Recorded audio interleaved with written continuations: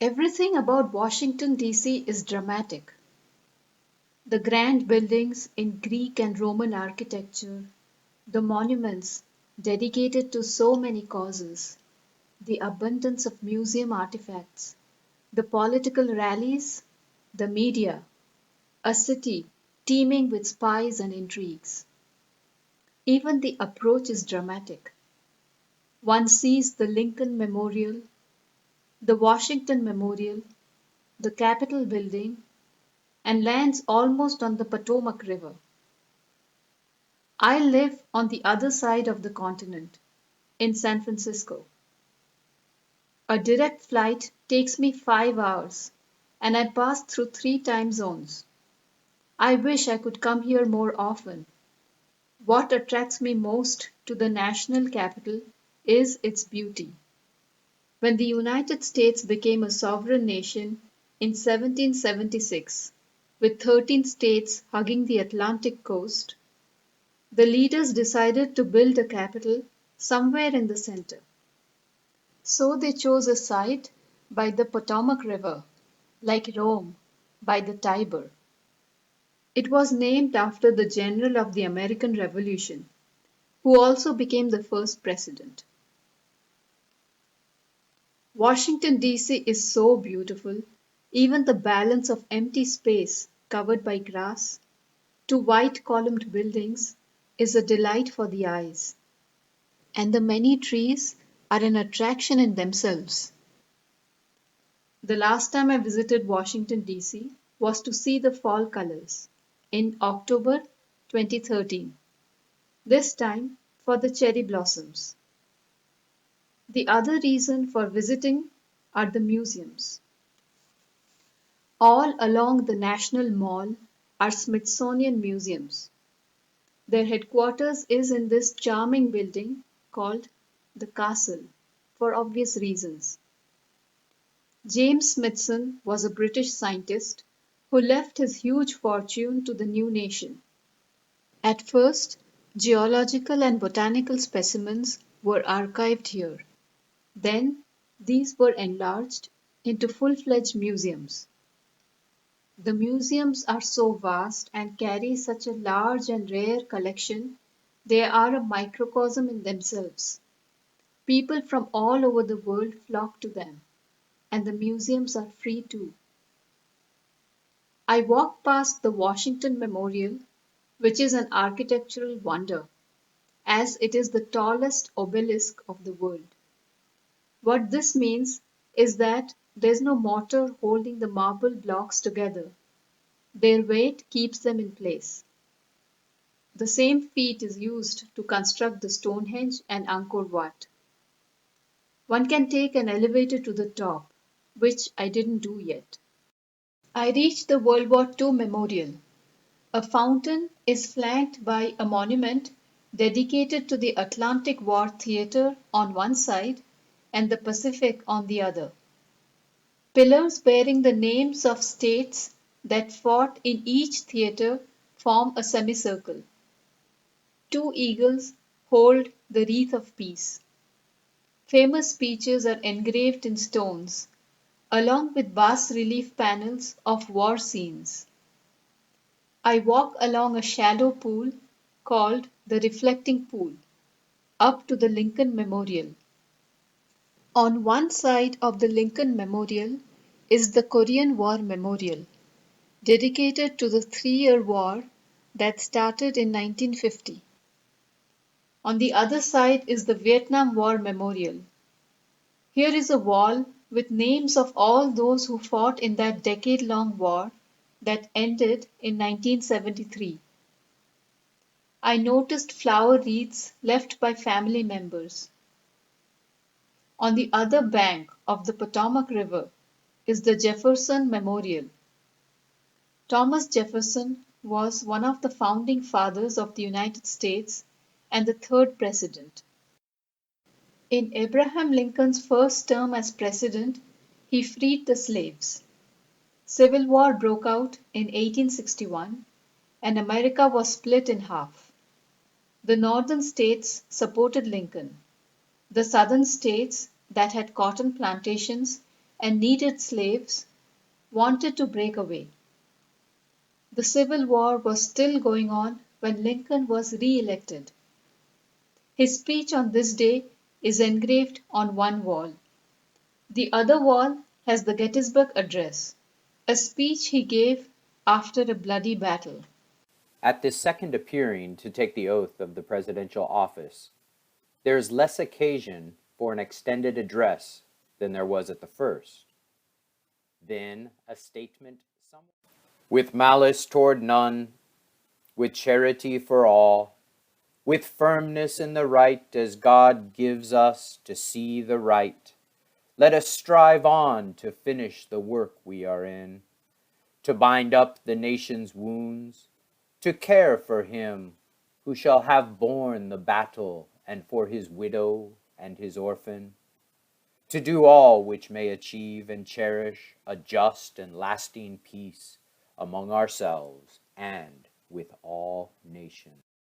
7 years ago, our fathers brought forth on this continent a new nation, conceived in liberty and dedicated to the proposition that all men are created equal.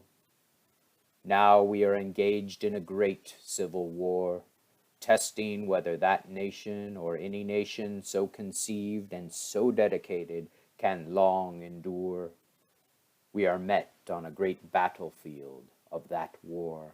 It is rather for us to be here dedicated to the great task remaining before us, that from these honored dead we take increased devotion to that cause for which they gave the last full measure of devotion, that we here highly resolve that these dead shall not have died in vain, that this nation, under God, shall have a new birth of freedom, and that government of the people, by the people, for the people, shall not perish from the earth.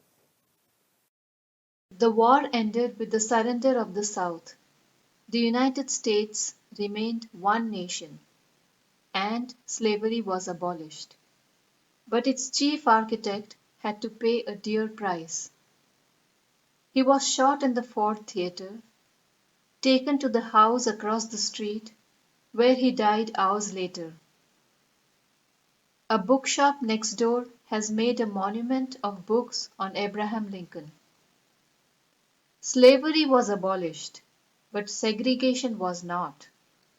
In 1963, an African American priest, Martin Luther King Jr., addressed a huge crowd from the steps of the Lincoln Memorial. 50 years ago, a great American in whose symbolic shadow we stand today signed the Emancipation Proclamation. But 100 years later, the Negro still is not free. So even though we face the difficulties of today and tomorrow, I still have a dream. It is a dream deeply rooted in the American dream. I have a dream that one day this nation will rise up and live out the true meaning of its creed. We hold these truths to be self-evident, that all men are created equal. I have a dream that my 4 little children will one day live in a nation where they will not be judged by the color of their skin, but by the content of their character. I have a dream today. On the other end of the 2-mile National Mall is the stately Capitol building, the Parliament House of the United States. In front is the Ulysses Grant Memorial. He was the general of the Northern states during the Civil War. There are other victory symbols beside him, such as the lion and the cavalry charge.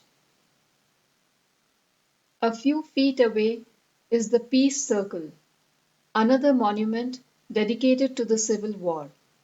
Here, history holds a page and grief hides her face. Below them stands Victory, with Mars and Neptune as babes by her side. On the other side, facing the Capitol, is the sculpture of Peace. There are tours for visitors in the Capitol, which someday I'd like to take. I missed the full glory of the cherry blossoms. They last for about 2 weeks, and it's hard to predict peak bloom. But I caught the parade on April 16th.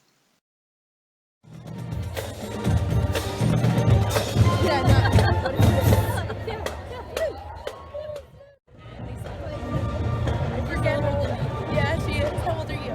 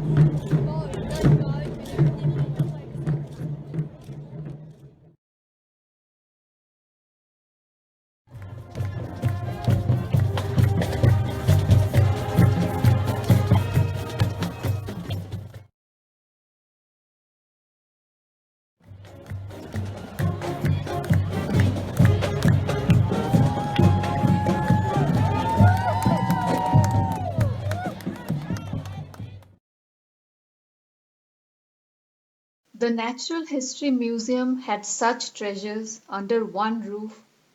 It's simply a grace it exists. As I visited other museums, I felt the same for all of them. It had rare objects as an Easter Island head, the skull of a Tyrannosaurus, a 5-meter long giant squid, an elephant called Henry that was hunted in Africa and needed 14 bullets to be killed. It had the Lascaux cave paintings recreated. The multimedia resources, the short films, and interactive educational tools are simply fantastic. I saw an IMAX movie on the national parks of the United States. It was absolutely thrilling. The geology section had crystals and gemstones of all shapes and colors. At the end was the largest diamond, 67 carats, called the Hope Diamond. A photography exhibition displayed the winners. Nature photography is a lot of sweat and even more luck. Every day, for hours, the photographers stand with eyes glued to a camera to capture a single shot that lasts perhaps a fraction of a second and could have occurred after a month. Here are some pictures from the cute category.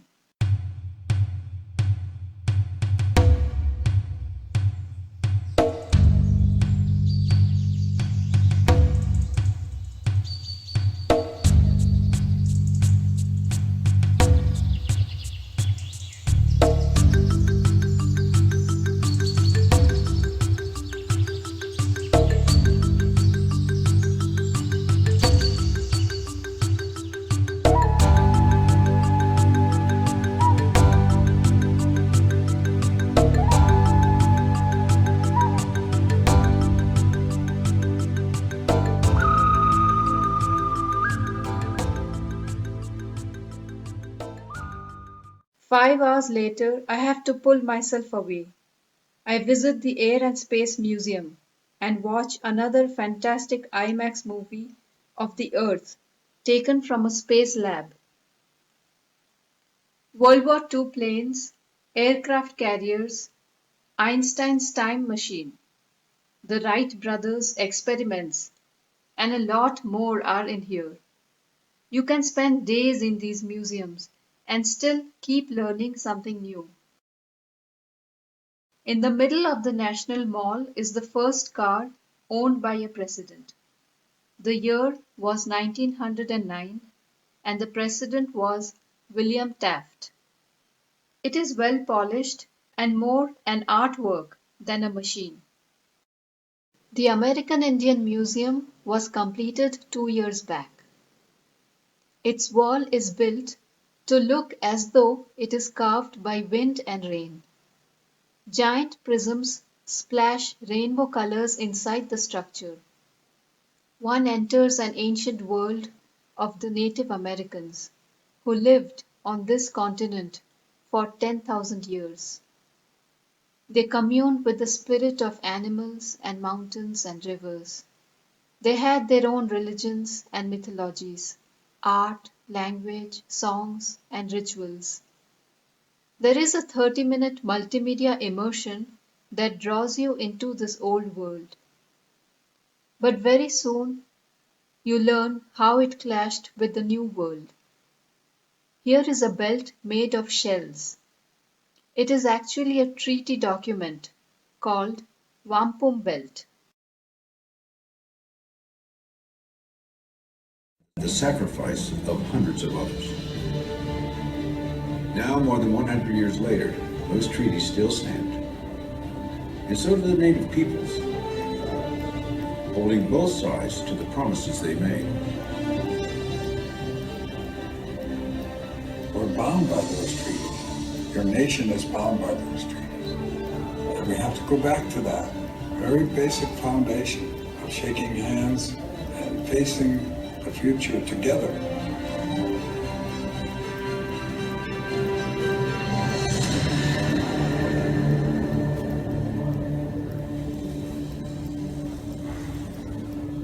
In order to understand fully the American experience, you have to understand the relationship between the United States and the Indian nations, how that relationship evolved right up to what it is today. America is missing the treaty story. America is missing this important part of diplomacy amongst nations that made the United States the United States. Treaties are their treaties. They're not just Indian treaties. One of the earliest treaties was known as the Two-Row Wampum Belt, or Goswenta. Without a single word, it conveyed both term and spirit of the relationship between two nations. The two purple rows of beads symbolize two paths. One for the European ship, one for the Indian canoe. They would travel forward into the future side by side, not intersecting or interfering with each other. The surrounding white beads symbolize the enduring peace and friendship between the two nations as they traveled down the river of life. While the Goswenta always wove the ideals of fairness and brotherhood, the written treaties took on an increasingly stark, not at all parallel path. As more and more European immigrants poured into the country, as more and more land was needed by the United States to accommodate all these new arrivals, the promises that had been made previously were simply forgotten. People say it was inevitable that the United States would become a continental nation, that all of these Indian nations would fall away. But it wasn't inevitable. Every step in the process of the dispossession of the native nations, people were making choices, so that 100 years later, there are still native nations. The ancestors were looking through time in consideration and providence for the coming generations. They put their faith in the treaties, and we're here today because of that.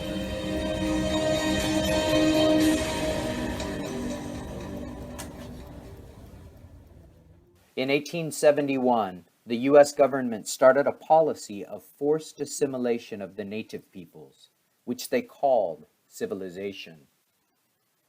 Indian peoples never thought of themselves as uncivilized. They had governments, religions, and social systems, and they wanted to stay civilized in their own way. Some defied U.S. policies. Many more showed outward compliance, but preserved their culture in secret.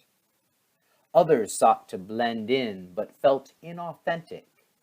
They felt like an imitation of a white man. Nevertheless, by 1900, whole tribes, languages, and cultures had been wiped out. The Indian population sank to a low of 250,000. The United States summarized its pragmatic new Indian policy. It cost less to civilize than to kill. Even well-meaning advocates of American Indians believed that the modern world had no room for native nations. The rights of Indian sovereignty could scarcely be imagined by policymakers of the time. They believed that native nations had to be absorbed into an American notion of civilization at whatever cost. To break down Indian resistance, officials used ruthless methods. The museum has panels that compares the old and new world viewpoints. I saw a documentary on how Hawaii was first colonized by the European Americans and then annexed by the United States. Posters and other resources showcase the many battles that the native people had to fight and are still fighting. Happily, some have been won. I found a written script of the Cree people who live in Canada. So, these oral traditions had a writing too. Our universe is constructed by an earth-shaped bowl and a sky-shaped bowl. Our world is incomplete unless we bring together the top portion of the bowl with the bottom portion to make a whole. We live in a world of wholes. We struggle to live in a good way. We start at the beginning and go through life cycles. We are always learning and growing. Our life path is about continuing. Our elders have created for us a sacred way of being in the universe. It is our responsibility to pass this understanding on to the next generation. Another section was on the Inca Road, a 25,000-mile road built by the Incas of South America, now a UNESCO World Heritage Site. All along the road, they made shrines to worship the sun god Inti. Cusco was the spiritual center.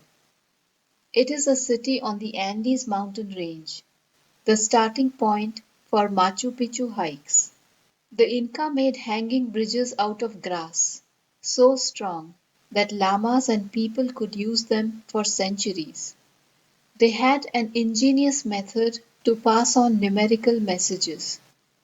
These abacuses are called quipu. Different types of knots indicate 1, 10, 100, 1,000. When there are multiples of these knots, they can mean any number. And here's a complex quipu that can be worn as a necklace. When the Inca were being Christianized by the Spanish missionary, their artwork had Christian motifs. One has to spend days here to see all the documentaries and listen to all the mythological stories. I took a hop on, hop off tour around the city and stopped at various points. I will show here the Union Station, that is a hub for long distance trains, the National Cathedral, the Indian Embassy from the outside, a beautiful mosque, and lastly, the National Gallery, West Wing, that has paintings and sculptures of the grand masters of the West.